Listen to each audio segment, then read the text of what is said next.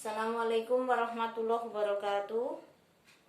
Kali ini studi hadis akan saya sampaikan mengenai sejarah perkembangan hadis ya.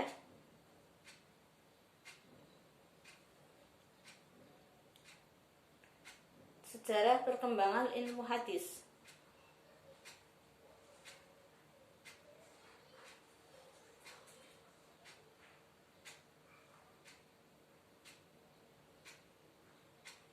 Muni apa pada belum masuk, apa di mute? Halo ya, saya langsung aja ya biar nggak lama-lama ya.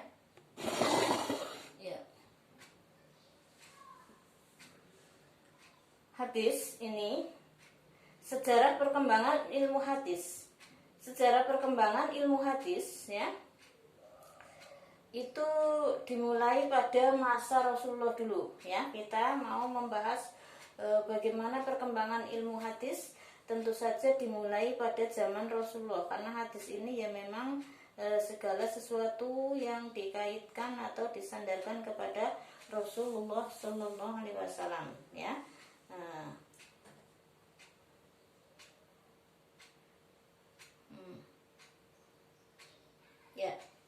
Pada masa Rasulullah SAW, artinya ketika Rasulullah SAW itu masih hidup ya, ilmu hadis itu belum ada. Artinya belum ada, memang belum ada khusus yang terkait dengan ilmu hadis. Karena apa?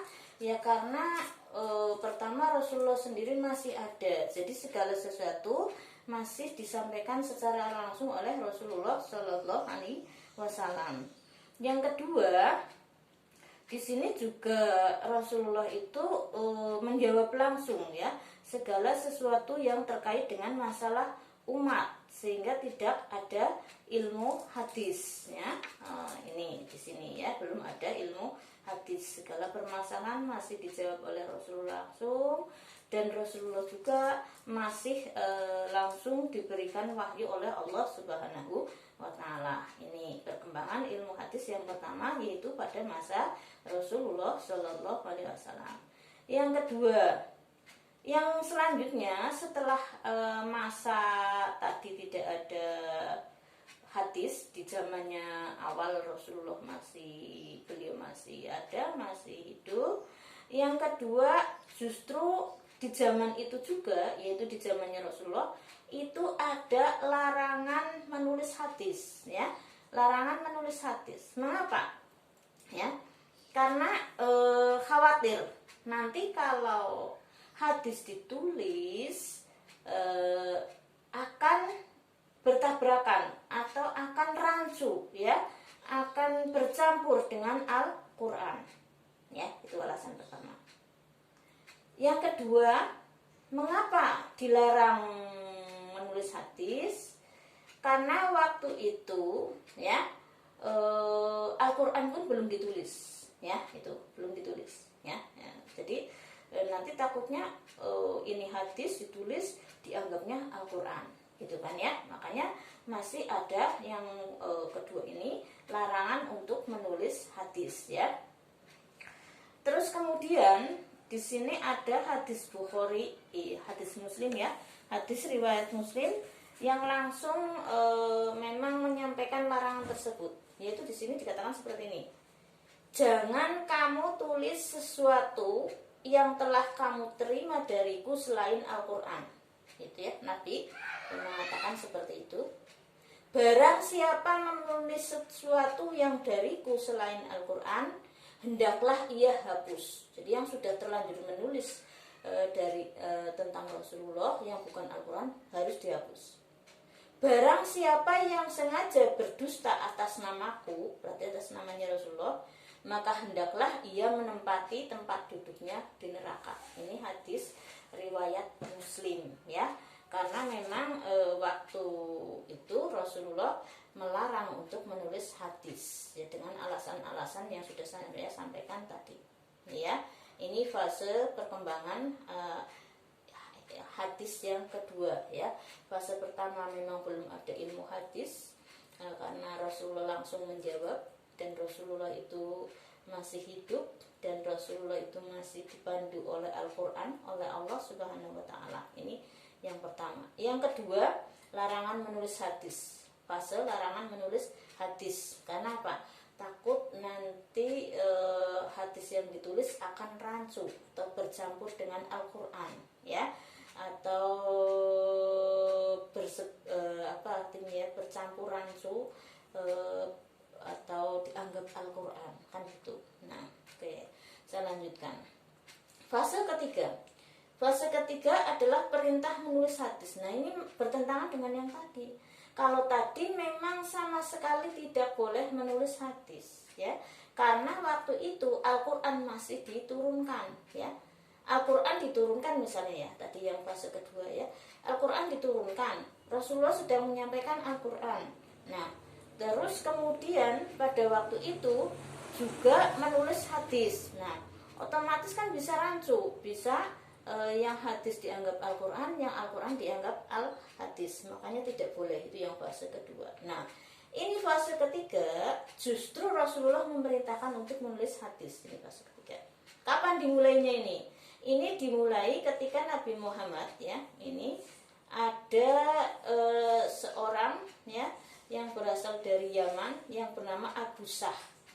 Abu Sah bertanya dengan mengatakan, "Ya Rasulullah, tulislah untukku."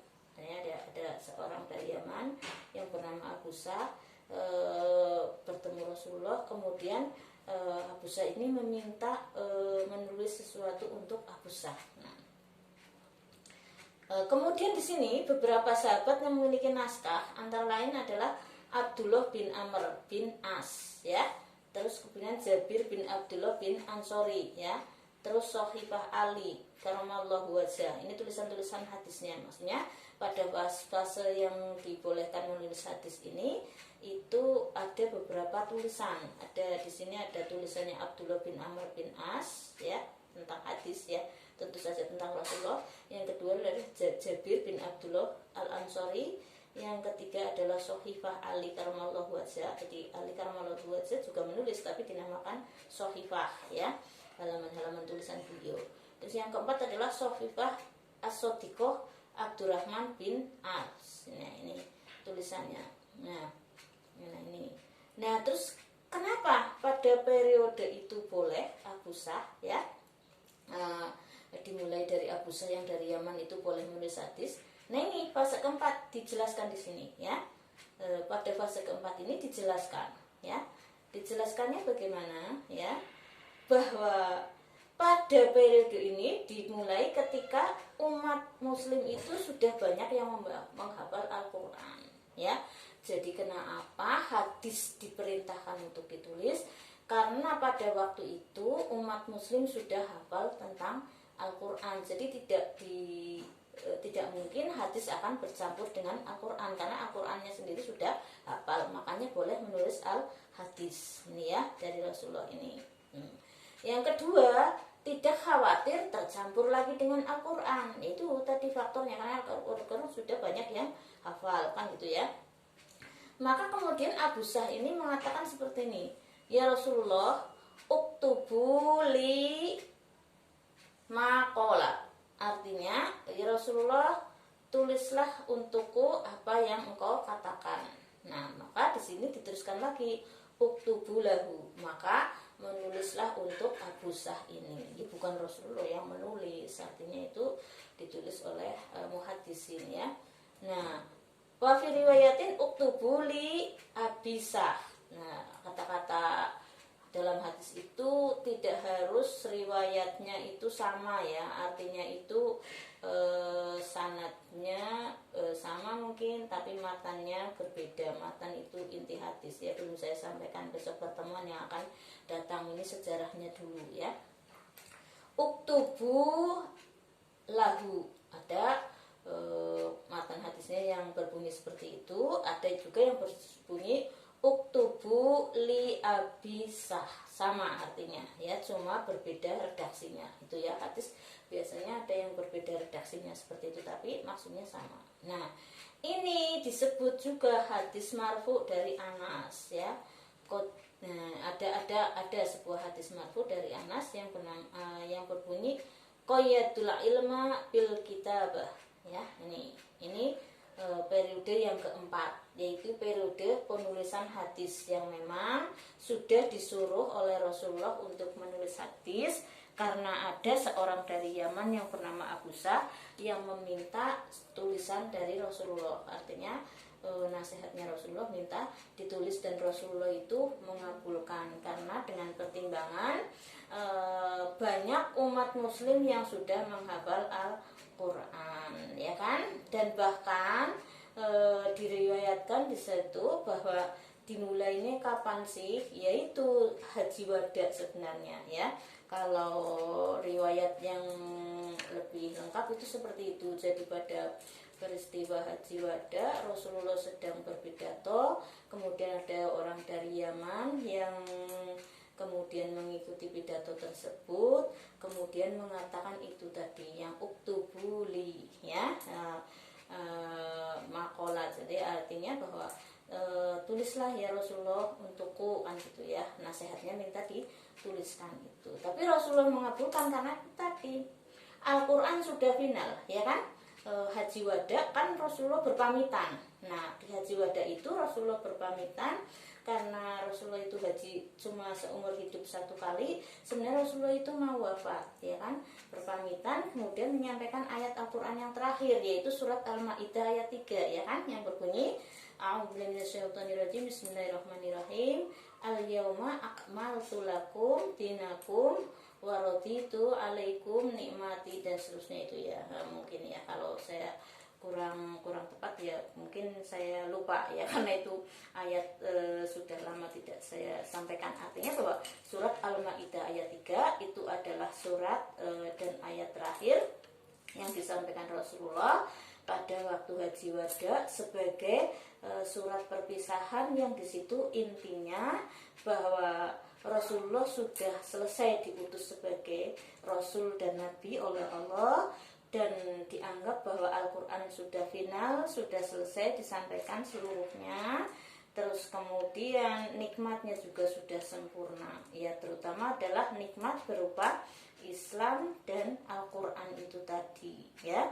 Maka kemudian pada saat itulah Rasulullah membolehkan, bahkan memerintahkan untuk menulis hadis. Semua yang dari Rasulullah itu tulis. Jadi ternyata penulisan hadis itu bukan pada masanya Rasulullah, tapi justru ketika Rasulullah sudah wafat ya, karena di situ dimulai pada haji wada ya, karena dengan pertimbangan Al-Quran sudah selesai disampaikan sehingga tidak mungkin rancu dengan ayat Al-Quran, tidak bercampur. Yang kedua, karena sudah banyak umat muslim yang menghafal Al-Quran sehingga tidak mungkin hadis akan bercampur atau rancu dengan ayat-ayat Al-Quran gitu ya. Oke, saya lanjutkan lagi. Yang selanjutnya yang kelima, yaitu sudah mencapai pada tahap atau periode pembukuan hadis secara menyeluruh. Nah, setelah tadi disuruh oleh Rasulullah untuk menulis hadis, pada mulai ada Abu Sah itu dari Sam yang di haji wada itu peristiwanya.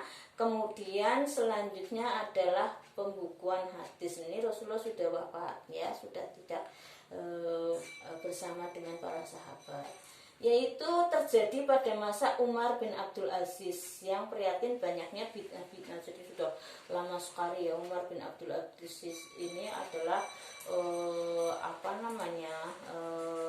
pada masa Bani Umayyah ya, yang sangat terkenal. Ini menyuruh Abu Bakar bin Hazm menulis hadis yang ada ya. Kemudian juga kepada Muhammad bin Syihab Az-Zuhri ya. Kemudian ada penulis-penulis yang terkenal pada masa Umar bin Abdul Aziz ya, ini bin Abdul Aziz ini hadis ya, pembukaan hadis, jangan keliru dengan Al-Quran. Kalau Al-Quran sih ya sudah sejak zamannya Abu Bakar, ya kan. Nah ini kan hadis itu sudah lama, ini dimulai pada waktu zamannya Umar bin Abdul Aziz, ya. Nah ini di sini yang terkenal tulisannya yaitu Ibnu Jureid di Mekah 150 Hijriah, jadi sudah tahun Hijriah, ya. Ibnu Ishaq di Madinah 151 Hijriah, Malik bin Madinah 179 Hijriah, ya. Terus kemudian pembukuan hadis sahih yang ke periode selanjutnya, perkembangan ilmu hadis selanjutnya adalah periode ke-6, ya. Jadi sudah satu tadi pelarangan hadis, kedua satu belum ada pembahasan tentang ilmu hadis, ya, periode pertama. Periode kedua larangan menulis hadis, belum boleh menulis hadis. Periode ketiga disuruh menulis hadis, ya, oleh Rasulullah. Nah periode keempat tadi adalah pembukuan hadis, ya. Periode kelima ini sudah periode pembukuan hadis secara menyeluruh semuanya. Kalau tadi yang keempat itu masih sebagian-sebagian, ya. Ini sudah semuanya. Nah, terus kemudian periode ke-6 ini pembukuan hadis sahih saja, ya. Tadi periode kelima itu seluruh hadis dibukukan semua, enggak disortir, ya. Semua hadis, bu hadis maudhu, bu hadis marfu, bu hadis apa, semua dibukukan, ya, pada periode kelima. Nah, pada periode ke-6 itu sudah mulai kritis lagi. Jangan semua dibukukan, udah disortiri saja sekarang. Pilihlah hadis-hadis sahih saja yang dibukukan, itu, ya. Itulah perkembangan sejarah perkembangan ilmu hadis yang sampai sekarang tentu saja ya sudah sampai di situ. Artinya sampai di situ apa? Bahwa memang perkembangan ilmu hadis itu sampai sekarang ya sudah kan seperti itu, ya. Jadi ilmu kita ternyata setelah dibukukan ya sudah macet, ya, nggak ada yang lainnya lagi. Kita cuma niru lagi, ya kan, Imam Madzhab ada 4, ya. Imam misalnya apa, Maliki, Hanafi, Syafi'i, Hambali, kan itu, ya. Terus kemudian 4 ini sudah memiliki masing-masing pendapat fikihnya. Kemudian kita tinggal mengikuti sampai sekarang, sudah nggak ada perkembangan lagi. Nah perkembangannya apa? Perkembangannya paling ya baksul masail, ya. Terus di situ ada ijma, ada qiyas, kan begitu. Artinya itu fikih yang sudah menjadi rujukan 4 mazhab ini, kemudian perkembangannya disesuaikan dengan zaman dengan logika-logika analogi yang disebut dengan qiyas, kan gitu, ya. Nah itu misalnya. Termasuk hadis juga seperti itu. Ketika sudah sampai periode yang ke-6, ya, di mana sudah disortiri semua hadis sahih, ya, kita sudah paham, ya, bahwa hadis sahih itu yang terkenal dengan kutubus sittah, ada 6, ya, kitab hadis yang di situ memuat hadis-hadis sahih, ya kan. Ada yang sangat nomor 1, yang paling sahih pure, artinya itu sahih semua itu sudah disortir betul-betul semua, adalah Bukhari yang pertama, ya. Yang kedua adalah Muslim, kan itu, ya. Terus kemudian yang lain-lainnya ada Ibnu Majah, ada kemudian Syekhoni dan seterusnya itu. Nah itu 6 hadis itu hadis sahih. Maka dari 6 hadis itu yang digunakan sampai saat ini, sehingga kita itu memang tinggal memakai. Jadi misalnya apa, ya, bagaimana tentang hubungan muamalah sudah ada, dicari di hadis sahihnya bagaimana. Terus bagaimana jinayah, terus bagaimana semua sudah ada di hadis itu. Kita tinggal mengikuti. Itu kan seperti itu, ya. Cuma sayangnya ini kebanyakan kita itu sebenarnya tidak tahu sahih temenan apa ora, karena nggak ngaji. Nah yang tahu siapa? Yang tahu ya ulama-ulama yang di pesantren, ya kan, yang terus mewariskan ilmu-ilmunya kepada santri sampai saat ini. Nah yang lebih susah, yang lebih fatal adalah ketika di situ santri kemudian zaman corona kayak gini, ya, pesantrennya pada nggak jalan, ya, tutup, ya. Yang kemarin sudah pada males malah di pesantren. Nah ini mau bagaimana Islam ya Bu kurang ngerti ya. Sekarang ngajinya pada di YouTube ya kan. Jadi ya mudah-mudahan saja ya, nggak tahu ya perkembangan zaman mau seperti apa ya. Memang kita prihatin tapi kita tidak bisa apa-apa ya, karena memang kita bukan siapa-siapa. Itulah perkembangan ilmu hadis atau sejarah ilmu hadis. Saya cukupkan sekian dulu, jadi besok siap-siap untuk UTS ya. Yang absennya sekarang adalah yang tidak masuk saja ditulis di WA. Nanti saya absen di siakat ya, karena saya lihat di sini banyak sekali yang nggak bisa masuk Google Meet ya, entah karena apa ini ya, apa karena apa namanya saya pakai nomor lain atau gimana ini ya. Jadi kemarin beli kuota tapi sama konternya itu dipakai kartu saya malah di cancel, dikasih kartu yang lain, jadi sulit ya. Saya kira cukupan sekian. Wassalamualaikum warahmatullahi wabarakatuh.